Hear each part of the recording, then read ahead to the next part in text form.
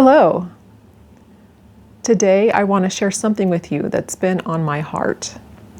I've been trying to get myself more organized with my house, and I'm trying to take it one step at a time. Not all at once, because all at once it would be overwhelming. I'm focusing on one small thing at a time. One box, one shelf, one drawer. It may take longer, but I think it's worth it. I'm going to make some progress. A few months ago, I began a little project with a box of long-term storage flour. Back in January of 2020, I bought a case of flour with a 10-year shelf life. It's been sitting on a high shelf in our basement storage room ever since then, so I asked my husband to get it down for me. There were 6 cans inside. I opened 2 of them and transferred the flour into containers for the kitchen, and the other 4 went back into storage. Simple enough.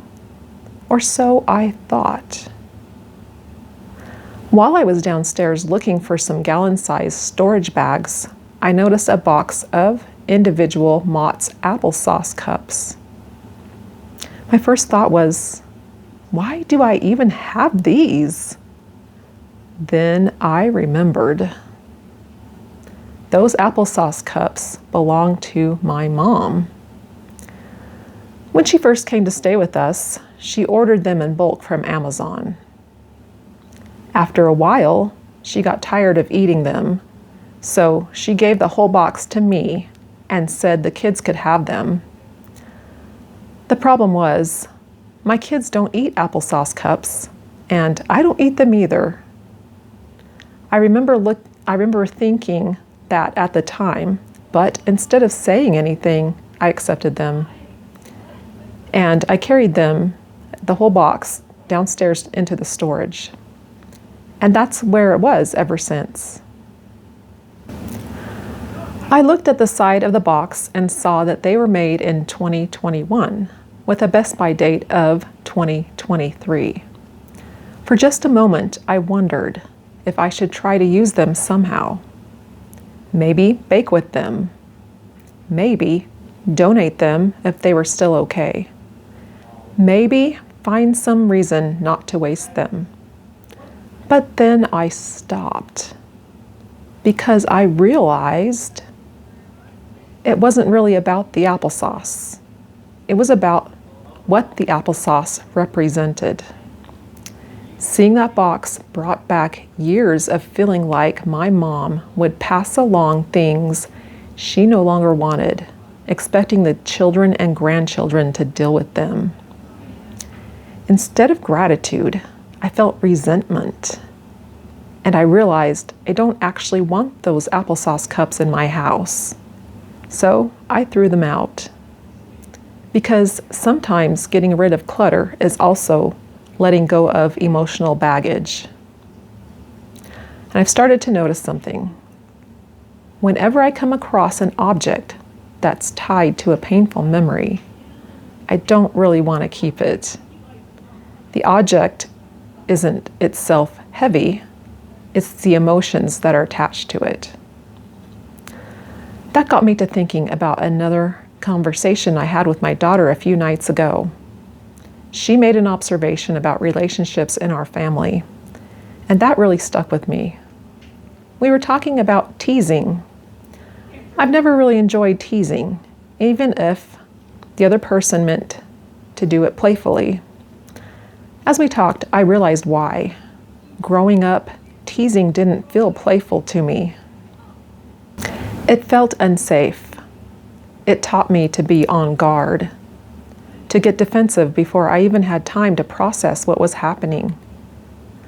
I've been thinking about that ever since. Maybe I need to learn how to let my guard down a little. Maybe I need to allow people to love me the way they naturally express love, while also learning to communicate what I need in return. And I've been trying. And I think that's where so much of this comes back to communication. It feels like there are so many things in life that need to be said, but somehow they never are. How do we bridge that gap? How do we learn to really hear each other? As strange as it sounds, I even started wondering if that's connected to why our house sometimes feels cluttered. Maybe physical clutter reflects emotional clutter. I've noticed that when I visit homes that feel peaceful and organized, it often seems like the people living there communicate really well. They're on the same page. There's a sense of peace that goes beyond clean countertops. That's what I want. Not because I'm chasing a picture-perfect house, but because I want peaceful relationships. I want our home to feel safe, warm, connected. It makes me wonder how much better our homes and our hearts could be if we learned to communicate more deeply with the people we love. The other night, as I was falling asleep, I reminded myself what I want my life to be about: loving others and allowing myself to be loved. Maybe that's the real work. A few months ago, it started with organizing flour. Then it became letting go of old resentments. It became reflecting on family relationships. It became realizing that sometimes cleaning out our homes uncovers things in our hearts that need attention too.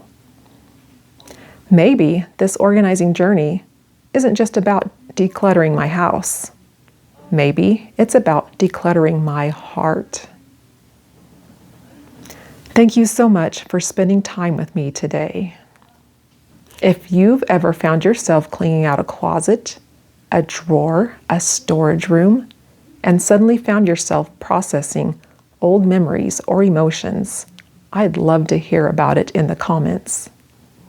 And if you're on your own journey of creating a more peaceful home, inside or out, I hope you'll join me. And I'll see you in the next video.